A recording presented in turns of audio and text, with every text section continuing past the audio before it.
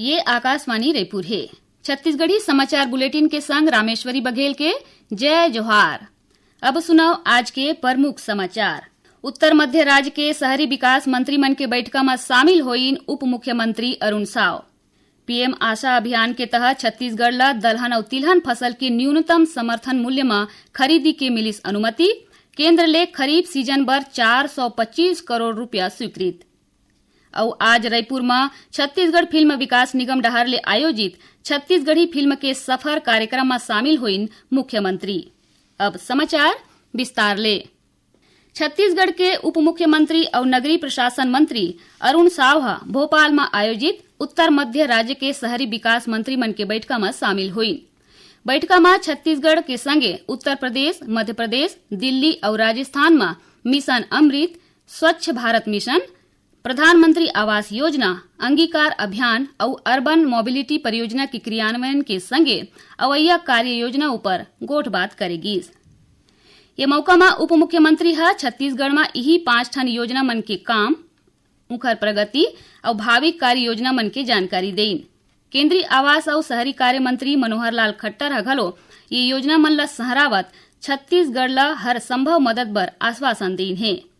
Mission अमृत 2.0 के कार्य के समीक्षा के बेरा बताएगी कि छत्तीसगढ़ के प्रदर्शन आने राज्य मन ले सब ले ज्यादा बढ़िया है। बैठका में केंद्रीय आवास और शहरी कार्य मंत्रालय के अधिकारी मन राज्य ला मिशन अमृत के अवैया किस्त के राशि ला झटकुन जारी करे के घलो गोठ कीन है। केंद्रीय कृषि मंत्री शिवराज सिंह चौहान कीन है कि सरकार नकली खाद और कीटनाशक ले निपटे बर संसद के अवैया सत्र में एक ठन विधेयक लान ही। नई दिल्ली में चौधरी चरण सिंह पुरस्कार समारोह में ओमन भ्रामक टैग के संगे नकली खाद और कीटनाशक बिक्री ऊपर संशोधन किहिन कि बेईमान कारोबारी मन के खिलाफ सख्त कार्यवाही करे जाही। कृषि मंत्री यह किहिन कि विकसित भारत जी रामजी योजना न सिर्फ किसान और श्रमिक मन बर लाभकारी है, भलो गांव के विकास ले घलो हर तरह ले जुड़े है। योजना ले मजदूर मन ला अब 125 दिन काम के कानूनी गारंटी है और काम नहीं तो बेरोजगारी भत्ता के प्रावधान ऊपर घलो जोर दे गे है। यदि मजदूरी देरी ले मिलही तो उपराह राशि दे की घलो प्रावधान है।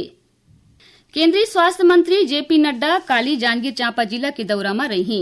ये बेरा जांजगीर के पुलिस मैदान में साय सरकार के 2 बछर पूरे के मौका में आयोजित जनादेश परब कार्यक्रम में शामिल होही और आम सभा ला संबोधित करही।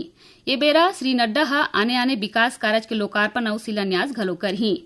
कार्यक्रम में मुख्यमंत्री विष्णुदेव साय, विधानसभा अध्यक्ष डॉक्टर रमन सिंह के संगे पार्टी पदाधिकारी और बड़का नेता शामिल होही। एति उप मुख्यमंत्री अरुण साव बताइन कि ये कार्यक्रम राज्य सरकार के 2 बछर की उपलब्धि और सफलता ऊपर केंद्रित रही।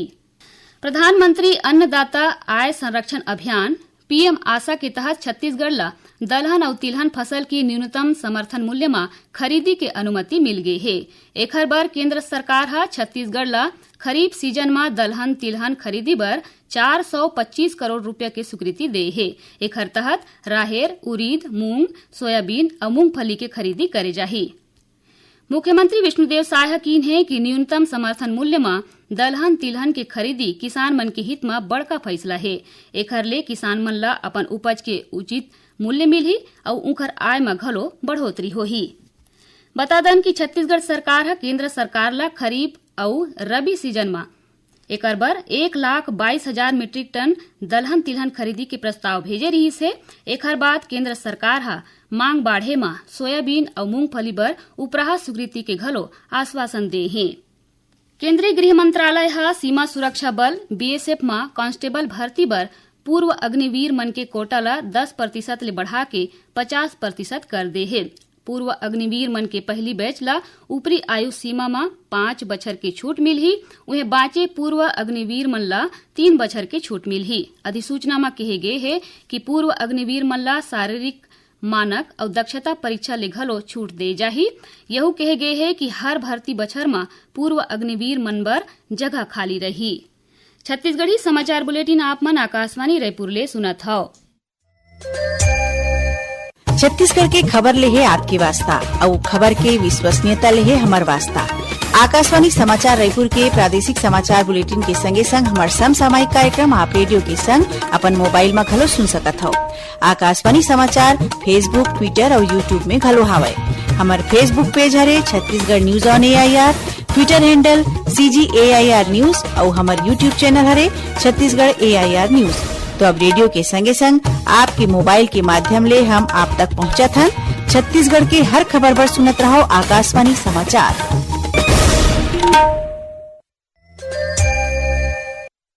अब आगू बाढ़थन बाँचे समाचार कोती। मुख्यमंत्री विष्णुदेव साय आज रायपुर में छत्तीसगढ़ फिल्म विकास निगम डहर ले आयोजित छत्तीसगढ़ी फिल्म के सफर कार्यक्रम में शामिल हुईन। ये कार्यक्रम छत्तीसगढ़ राज्य स्थापना के रजत जयंती के मौका में आयोजित करेगीस।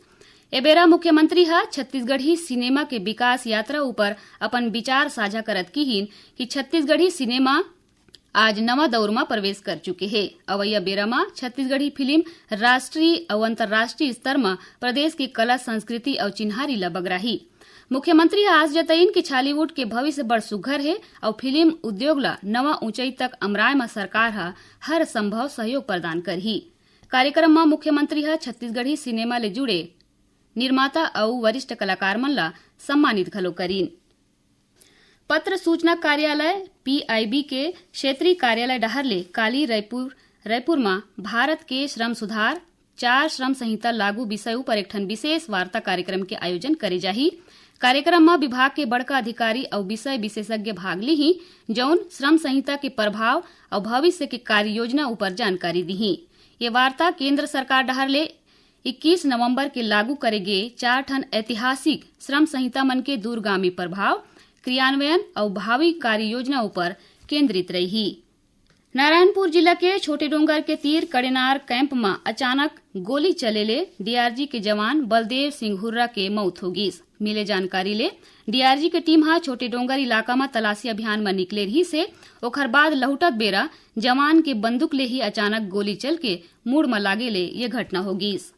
मोहला मानपुर जिला के सीता गांव में वन भूमि में बने घर मल्ला टोरे बर पहुंचे राजस्व और वन कर्मचारी के संग ग्रामीण मन के झगड़ा हो गए। एक हर बाद तीर्थखार गांव के सैकड़ों लोगन सकलागिन। तनाव ला देखत इलाका में भारी पुलिस बल तैनात करे गए है। उन्हें SDM, तहसीलदार और वन विभाग के संग पुलिस अधिकारी घलो मौजूद हैं। बता दन कि वन विभाग हा कार्यवाही ले पहलीच करीबन 1 दर्जन घर लटोरे बर नोटिस जारी करे रहीस। एकर बाद घलो कब्जा नहीं हटाए मा राजस्व और वन विभाग के टीम हा ये कार्यवाही ला करी से। पल्स पोलियो अभियान के तहत आज राजधानी रायपुर के संगे प्रदेश भर में 0 ले 5 बछर के लइका मन ला पोलियो के खुराक देगिस। जौन लइका आज पोलियो के दवा पिए ले छूट गिन है ओमन ला काली और परन दिन माने 22 और 23 दिसंबर के स्वास्थ्य टीम हा घर घर जाके पोलियो के दवा पियाही। छत्तीसगढ़ पर्यटन बोर्ड के डहरले काली रायपुर में कैरा वन फेस्ट के आयोजन करे जाही। ये कार्यक्रम a short journey into the heart of Chhattisgarh के थीम में होही। ये कार्यक्रम में लोगन मन ला प्रकृति और संस्कृति के सुघर संगम देखे बर मिलही। भारतीय कम्युनिस्ट पार्टी के स्थापना के 100 बछर 26 दिसंबर के पूरा होही। ये मौका में पार्टी है छत्तीसगढ़ के संगे संग देश भर में शताब्दी बछर मनावत है। ई कड़ी में पार्टी के डहरले जगदलपुर में एक ठन रैली निकाले गिस, जेमा बस्तर संभाग के अलावा राष्ट्रीय स्तर के नेता और कार्यकर्ता घलो शामिल होइन। और आखिर में प्रमुख समाचार एक घाव फेर। उत्तर मध्य राज्य के शहरी विकास मंत्री मन के बैठक में शामिल होइन उप मुख्यमंत्री अरुण साव। PM आशा अभियान के तहत छत्तीसगढ़ ला दलहन और तिलहन फसल के न्यूनतम समर्थन मूल्य में खरीदी के मिलिस अनुमति। केंद्र ले खरीफ सीजन बर 425 करोड़ रुपया स्वीकृत। और आज रायपुर में छत्तीसगढ़ फिल्म विकास निगम डहर ले आयोजित छत्तीसगढ़ी फिल्म के सफर कार्यक्रम में शामिल होइन मुख्यमंत्री। एकरे संग छत्तीसगढ़ी समाचार बुलेटिन इहे सिरावत है। जय जोहार।